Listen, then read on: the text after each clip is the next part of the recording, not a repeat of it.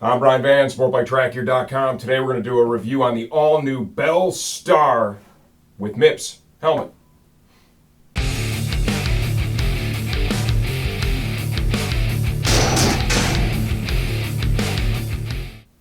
Okay, the Bell Star helmet was just redone. We've all seen that, 2016, right? I have the standard Bell Star right here, that version. I own that, ridden in it quite a bit. This is the all-new Bell Star with MIPS. On the outside, they look similar. They do share a lot of similarities, but I'll tell you this right now, their decision to discontinue this and retool it was a good one. Real quick pricing as of the filming of this video. Solid color, $469. The graphics are $529. A lot of colors available. Obviously size is extra small all the way up to 2X. Look to the website for more details there. Let's get right down to the review of the helmet itself. Sizing is where I'm going to start. This helmet runs very close to the previous version.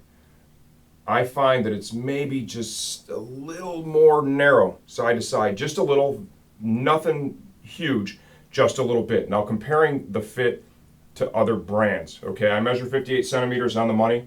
I wear a medium almost across the board. Arai Corsair X, I would say the Bell Star with MIPS runs tighter than that helmet for sure.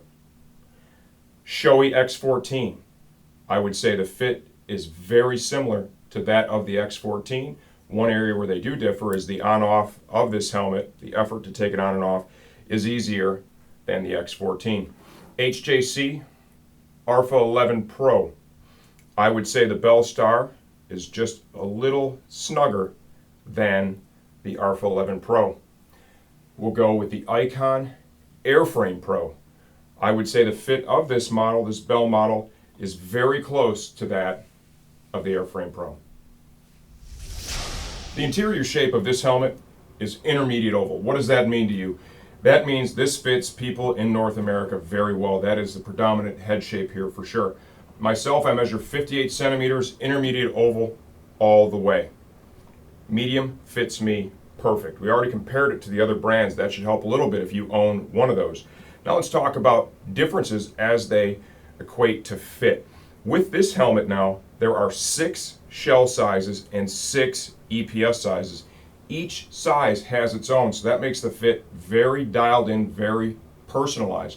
One of the first things you're going to notice, right, if you've had both generation of helmets, is that in the top liner, right here, the sides by the temples, the padding is thinner than its predecessor, and it's also thinner than many of the helmets on the market today because they're trying to manage the fit with EPS and shell shape instead of padding. Comfort-wise, as long as you've taken a good measurement and the head shape is right for you, it's going to be super comfortable.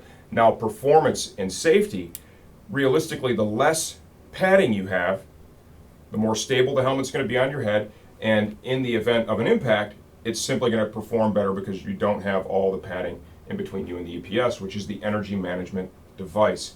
Now, you heard me say MIPS. What is MIPS? We've got a helmet already disassembled. Hopefully Steve can get in there and get real close. Essentially, this is a really thin piece of plastic. Okay, it's very smooth. It is held to the EPS of the helmet with rubber bands. They use a different word. I'm going to call them rubber bands. Okay, and as you can see, look at this. I am able to slip that around with very minimal effort. There is also a thin layer of fabric, right? It's almost like a felt style fabric. So you have a slip plane basically that is created. And what this does is in the event of an impact, it allows the helmet, right, to rotate.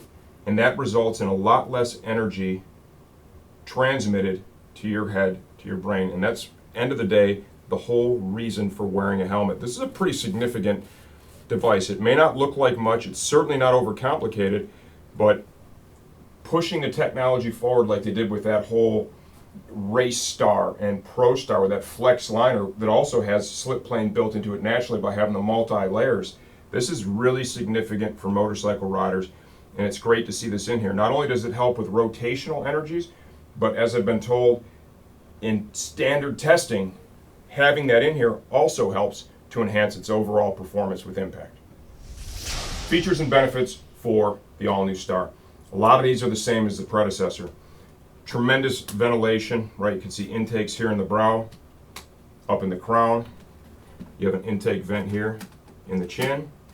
The action on all of them is very smooth. Exhaust vent back here, that is switchable. Diffuser, always on. In the chin bar of the helmet, there is also a removable plug right here. Pull that strap out of the way. See if Steve can get that. That'll change the flow of air into the helmet, allow it to come more in if you want to pull the plug right into your face. You leave the plug in there, it's going to direct it up onto the shield more when you have this particular vent open. It flows a ton of air, right? The helmet is quiet while riding. They did a great job with this. The wind tunnel testing really helped get them to a great place. It is super stable at speed, because a lot of this translates to the Stars that I've been riding in for over a year at this point. Panavision shield, arguably the best shield mechanism in the industry now. Just 2 push buttons on the side, super easy to use. This is Snell 2015 certified. It weighs 3.7 pounds in a size medium. Removable chin curtain, which I have out of there right now. Emergency release cheek pads. Fully removable liner, of course.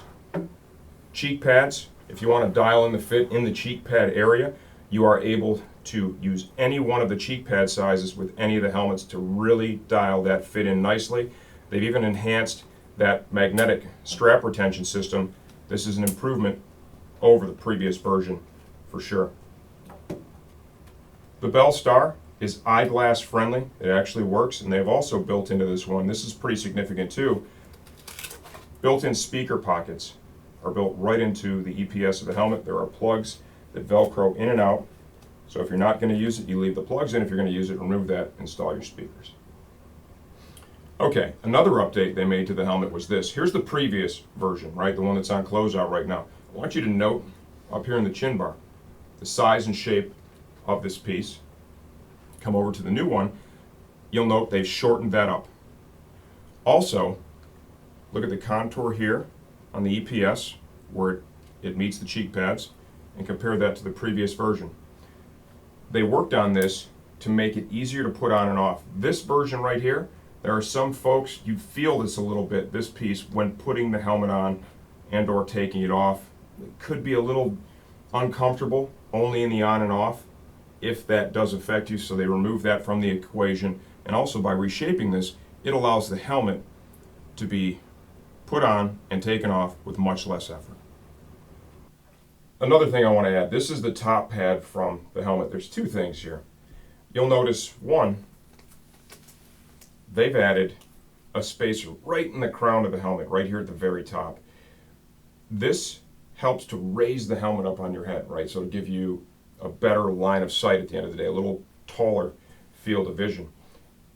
Everyone's head shape different, right? This is something that you can remove, which will allow the helmet to ride just a little bit lower. It's going to depend on the height of your forehead, so just understand that that is there and it's available to use if you want to kind of tune the fit for yourself. The other thing is this gigantic tag. I mean, this thing is huge, and there's really no scenario where, however you fold it or place it, that you are not jacking with some of the ventilation. Look at that. The thickness of it too, especially when you talk about how thin a lot of this padding is. So I can't tell you to cut it off there. I can't tell you if it's a good idea to cut it off or not a good idea. I do see a build date code here. I also see a build date code inside the helmet, right, as well. So that's going to be here on the MIPS piece in this area. You've got your Snell stickers there. All I can tell you is this big old tag is totally in the way. Up to you what you want to do with it. Okay, let's just bring this thing home. What do I think? Well, you guys know I love Bell helmets. There's no doubt about it. They make great helmets. At first, I questioned their decision to disco this whole run because there was a lot of them around.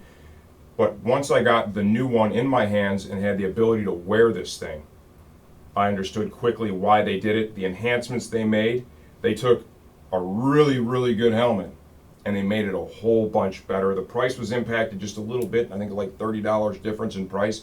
But what you're picking up by having that MIPS in there, right? That could be the difference between getting injured and not getting injured. So I'm going to really applaud them there in moving forward.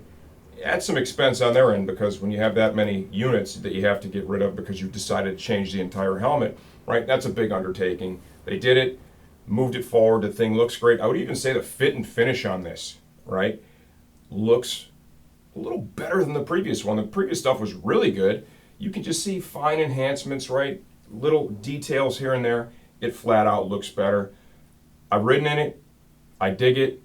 Love the safety. It's going to be hard to find a better, right, street race performance helmet at that $500 price point. This is the all-new Star MIPS. I'm Brian Van, SportbikeTrackGear.com.